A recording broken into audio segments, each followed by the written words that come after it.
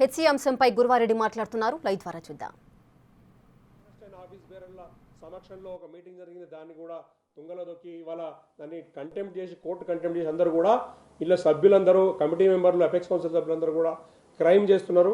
వీళ్ళు చేస్తున్న 5-6 రకాల అంశాలు చెప్తే చాలా ఇంపార్టెంట్. మీరు మిత్రులను తెలుసుకోవాలి, పబ్లిక్ తెలుసుకోవాలి. వీళ్ళు ఎట్లా చీటింగ్ చేస్తున్నారు, వీళ్ళని ఎందుకు రద్దు చేయాలనేది వాళ్ళు నేను మీకు సాక్ష్యాలతో చెప్తా. దీన్ని వెనుకున్న వాళ్ళ ఇన్ఫ్లుయెన్స్ ఏ విధంగా పనిచేసింది, వీళ్ళు ఏ విధంగా వీళ్ళు మొత్తము క్రికెట్ ఎరీనాను డొమైన్ను క్యాప్చర్ చేసి ఇంతకుముందు ప్రభుత్వంలో ఉన్న పెద్దలు ఎట్లా కంట్రోల్ చేసినప్పుడు మీకు చెప్తా. మొట్టమొదటిది బీసీసీఐ కాన్స్టిట్యూషన్లో ఫుల్ మెంబరు అసోసియేట్ మెంబర్ అని ఉంటుందండి.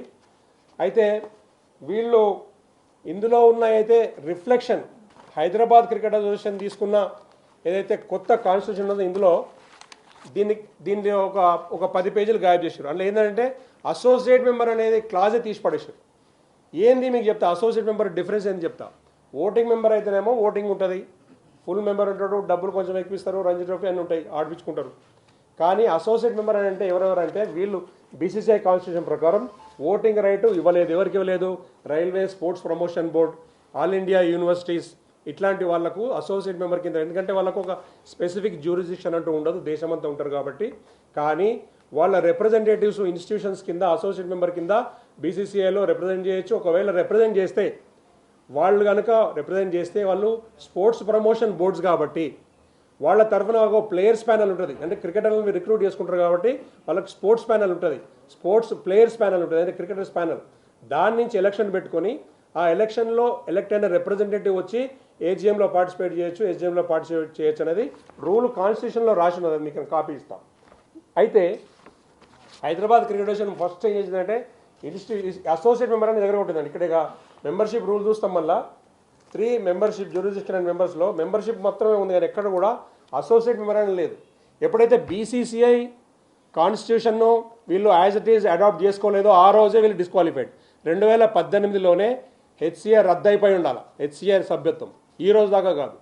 2018లో ఎప్పుడైతే ఈ తప్పుడు కాన్స్టిట్యూషన్ను అప్రూవ్ చేసినరో, అప్రూవ్ చేసిన పెద్దలను కూడా అడుగుతున్నాం. ఇవాళ మేము మళ్ళీ దీన్ని అప్రోచ్ చేద్దాం. సిఐడి వారు కూడా చెప్తున్నాం, ఈ ఫ్రాడ్కు వెనకున్న వాళ్ళు ఎవరైతే అప్పుడు ఆఫీస్ బేరర్లు ఉండరో, అప్పుడు వివేకానంద్ గారు ప్రెసిడెంట్ ఉండే, వారు అప్పుడు ఏ ప్రభుత్వంలో ఉండే, వారి వెనుక ఉన్న పెద్దలు ఎవరు, క్రికెట్లో ఉన్న వాళ్ళకున్న ప్రెజర్స్ ఏంది అందరికీ మనం అర్థం చేసుకోవాలి.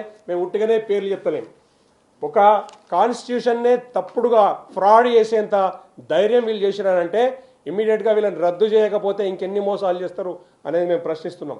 రెండోది, ఇక్కడ మొన్న ఎలక్షన్ జరిగింది, 2023లో ఎలక్షన్ జరిగింది.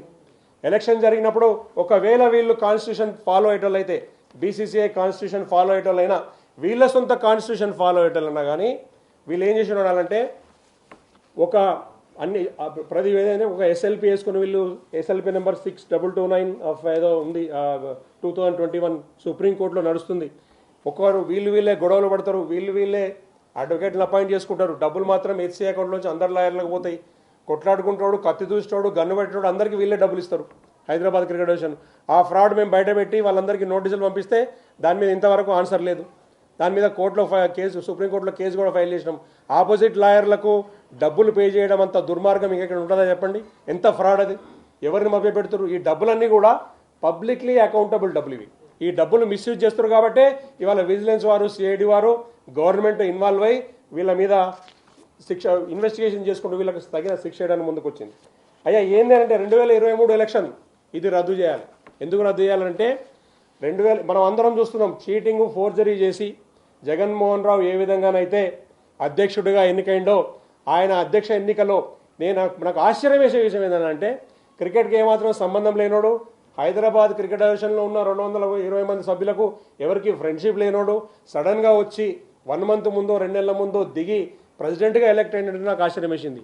2 కారణాలు దీనికి ఉంటాయి. ఒకటి, ఇన్సైడర్స్ అందులో ఉన్న వాళ్ళని ఆయన హెల్ప్ చేసి ఉండాలి. అంటే ఈ చీటింగ్, ఈ ఫ్రాడ్, ఈ ఫోర్జరీ, ఇటువంటి దమ్మి, ఇటువంటి కాన్స్టిట్యూషన్ తప్పుడు లెక్కలలో వీళ్ళకి సహకరించిన వాళ్ళు ఉండాలి. దానికి కారణం ఏంటంటే ఎవరెవరైతే మేము ఇచ్చిన 2 అడిషనల్ కంప్లైంట్లో పేర్లు ప్రస్తావించినామో, జాన్ మనోజ్ కావచ్చు, వంక ప్రతాప్ కావచ్చు, హర్షద్ అయ్యబ్ కావచ్చు, అజరుద్దీన్ కావచ్చు, విజయానంద్ కావచ్చు, ఇట్లా పేర్లన్నీ చెప్తాను నేను. గత 10 సంవత్సరాలలో ఆఫీస్ బేరర్లుగా ఉన్న ప్రతి వ్యక్తి ఇన్సైడర్ అప్పుడున్న గవర్నమెంట్ వీళ్ళ మీద కేసులు పెట్టినప్పుడు అంతకుముందు జరిగిన కేసుల్లో వీళ్ళ మీద ప్రెషర్ ఉంటే ఆ కేసుల్లోంచి తప్పించుకోవడానికి వీళ్ళకి శిక్షలు పడకుండా ఉండడానికి గవర్నమెంట్కు సరెండర్ అయ్యి వీళ్ళప్పుడు వాళ్ళ మనిషిని ప్రెసిడెంట్ చేయడానికి సహకరించిన దొంగల సపోర్ట్ తోటి జగన్మోహన్ రావు ప్రెసిడెంట్ అయిండు. అందులో ఒక ఓటుతో గెలిచిండు. 63 ఓట్లు వచ్చినాయని తెలిసింది మాకు. 63 ఓట్లు ఎట్లా పడ్డాయంటే అందులో 23 ఓట్లు ఫ్రాడే. ఎట్లా ఫ్రాడు?